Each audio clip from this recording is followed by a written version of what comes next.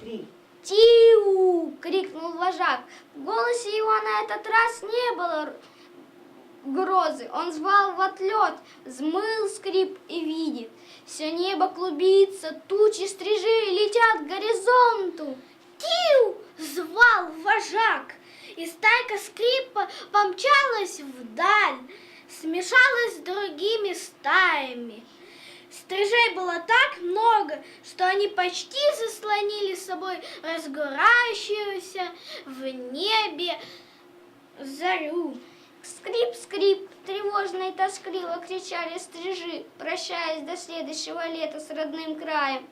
«Скрип! До свидания!» — крикнул стрижонок скрип и помчался за леса, за горы, за край земли. До свидания, скрип, до свидания, прилетай в свою норку.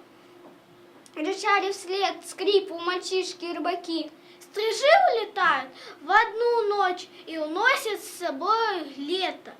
Прилетают они тоже в одну ночь и приносят с собой лето.